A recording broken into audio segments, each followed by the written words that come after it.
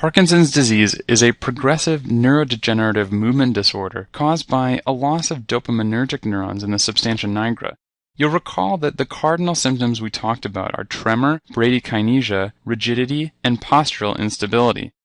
The symptoms can be controlled primarily by increasing the net effect of dopamine in the CNS.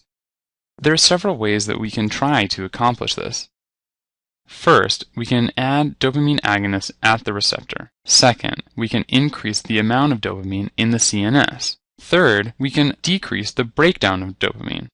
Now, this fourth method is a bit tricky, so we're going to refer back to the earlier first aid fact about the neuroanatomy of Parkinson's.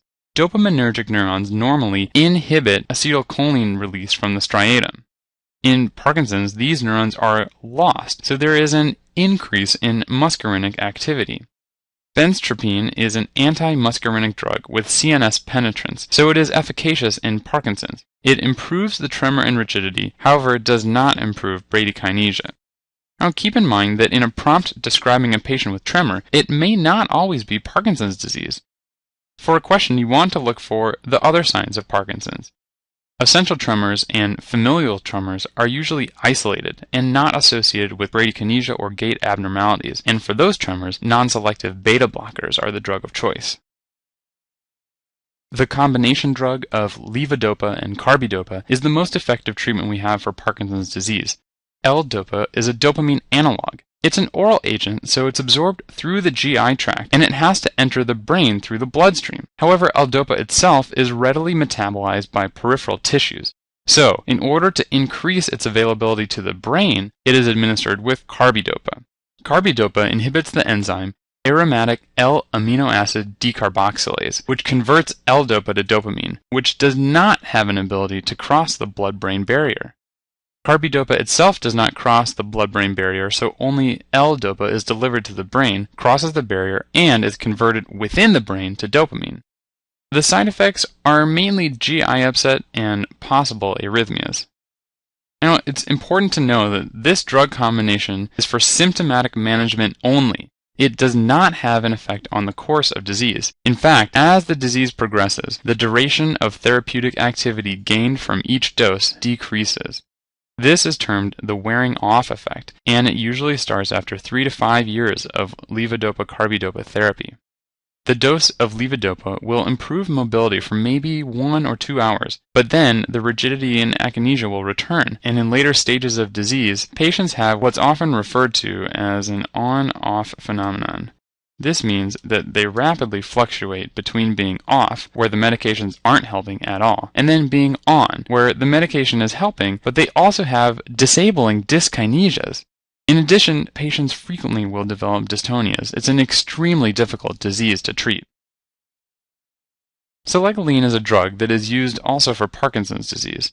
In the brain, dopamine is broken down by MAO enzymes to inactive metabolites. Selegiline inhibits the MAO-B enzyme, which thereby increases the effect of dopamine. Note that this is different from the MAO inhibitors used to treat depression, which act primarily on norepinephrine and serotonin. Selegiline has been shown to enhance the clinical response to L-dopa, so it's used as adjunctive therapy. When it's used alone, there's only modest effect on symptom relief. Side effects from this drug include nausea as well as orthostatic hypotension. Alzheimer's disease is also a neurodegenerative disorder. NMDA excitability is known to cause brain damage and is thought to be some part of the pathogenesis of AD. Memantine is one of the drugs used to treat Alzheimer's, and it is actually an NMDA antagonist. The most pronounced degeneration occurs in the acetylcholine projections to the cerebral cortex in Alzheimer's. This is the rationale for using acetylcholinesterase inhibitors. Donepezil is the most widely used of the 3 available drugs. The drugs are generally quite safe, but unfortunately they are not all that effective. They don't change the course of disease, and in some patients they may slow the progression, so they end up being widely used. Huntington's is a genetic disease, and at this point only symptomatic treatment is available. No drugs can slow the progression of disease. Not all patients with Huntington's disease need to be treated. Only when the movement disorder is so bad that it causes danger to the patient or to others, such as falls or injury, should drug therapy be considered. As you know, it is caused by loss of striatal nuclei and therefore a loss of inhibition in the CNS. Tetrabenazine and reserpine delete dopamine in the CNS, so they may be helpful. When you prescribe these drugs, you want to monitor for hypotension and depression. Also used is haloperidol, or Haldol, which is a typical antipsychotic that blocks the dopaminergic receptor in the nigrostriatal pathways. Lastly, we'll mention sumatriptan. This is a very effective drug used for acute migraines. It's a serotonin 1B1D agonist and is available as a nasal spray as well as in pill form. Remember to be careful using this drug in older patients with coronary artery disease because it can induce vasospasm. That's all for neurology. Thanks for your attention.